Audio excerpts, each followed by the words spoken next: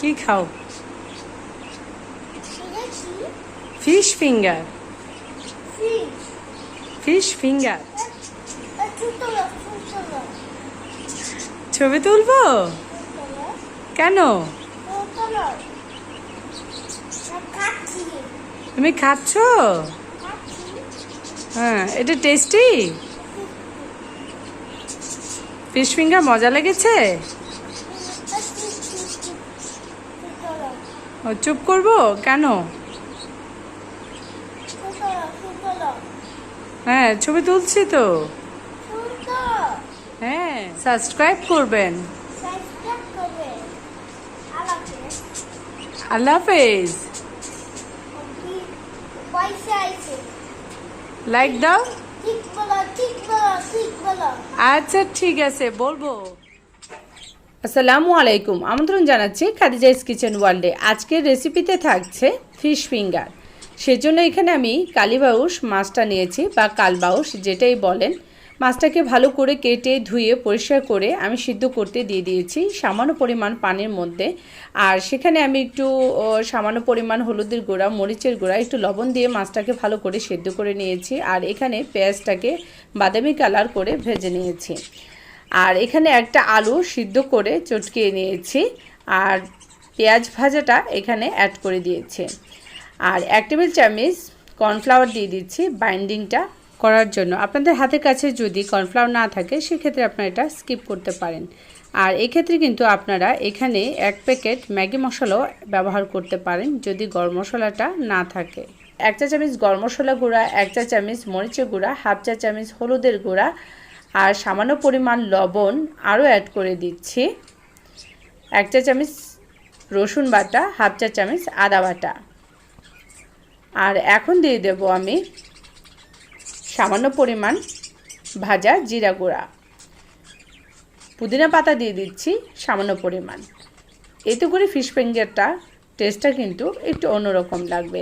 আশা করছি আপনারা বুঝতে পেরেছেন। আর অবশ্যই এটা বাসায় ট্রাই করে দেখবেন। আমি এখানে আলুটা নিয়েছি, আপনারা কেউ চাইলে কিন্তু এখানে কাঁচকলা দিয়েও কিন্তু ফিশ ফিঙ্গারটা তৈরি করে নিতে পারেন। যে মাছটাকে আমি সিদ্ধ করে নিয়েছি সেটাকে ভালো করে কাঁটাটা বেছে তারপর আমি এখানে দিয়ে দিচ্ছি।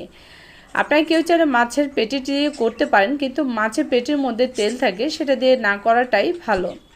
আপনারা চাইলে যে কোনো দেশি মাছ দিয়ে কিন্তু ফিশ ফিঙ্গারটা তৈরি করে নিতে পারেন। রুই, কাতলা বা যেই মাছটার ভিতরে কাঁটা কম থাকে সেই ধরনের মাছটা এখানে আপনারা ব্যবহার করতে পারেন।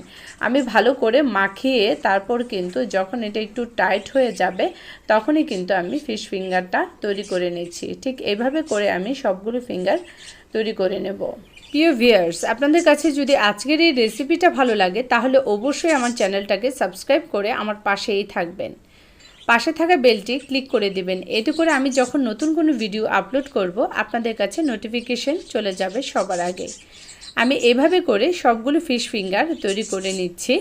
আপনারা কেউ চাইলে বাচ্চাদের টিফিনেও কিন্তু এই ফিশ ফিঙ্গারগুলো দিয়ে দিতে পারেন। একেবারে অনেকগুলো ফিশ ফিঙ্গার বানিয়ে তারপর ফ্রোজেন করে রেখে দিতে পারেন। যখন যতটুকু লাগবে ততটুকু বের করে আপনারা সেটাকে আবার ফ্রাই করে নিতে পারেন।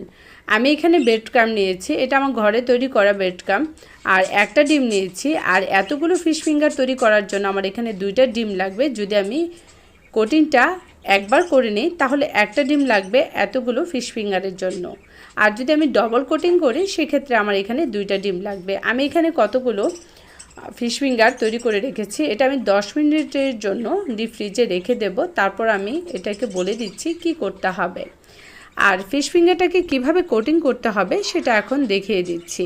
ডিমের মধ্যে আপনারা কাঁটা চামচ দিয়ে এভাবে একটু ভালো করে চুবিয়ে নেবেন। তারপরে আপনার ব্রেড ক্রাম্ব দিয়ে উপরটা লাগিয়ে নেবেন। কোটিংটা ভালো করে করার চেষ্টা করবেন। প্রথমবার কোটিংটা করার পর আবার আমি দ্বিতীয়বার কোটিংটা করে নেব। এতে করে দেখতে কিন্তু ফিশ ফিঙ্গারটা অনেক ভালো লাগে। প্রথমবার আমার কোটিংটা করা হয়ে গেছে। আবারও আমি ডিমের মধ্যে এটাকে ভালো করে মাখিয়ে তারপর আবারও আমি ব্রেড ক্রাম্ব দিয়ে এটাকে কোটিংটা করে নেব। আর এভাবে করেই কিন্তু ফিশ ফিঙ্গারটা তৈরি করে নিতে হবে। এই যে এখন আমি ফিশ ফিঙ্গারগুলো কোটিং করে নিয়েছি সেটাকে এখনই আমি ফ্রাই করে নেব। নর্মাল ফ্রিজে রেখে তারপরে কিন্তু ফিশ ফিঙ্গারটাকে ফ্রাই করার কোনো প্রয়োজন নেই। আর ফিশ ফিঙ্গারগুলো ফ্রাই করার জন্য এখানে আমি তেলটা একটু বেশি দিয়ে দিচ্ছি। আর মিডিয়াম ফ্লেমে কিন্তু এই ফিশ ফিঙ্গারগুলো ফ্রাই করে নিতে হবে। যদি হাই ফ্লেম করে আপনি ফিশ ফিঙ্গারগুলো ভেজে নেন, এতে করে কিন্তু উপর সাইডটা পুড়ে যাবে।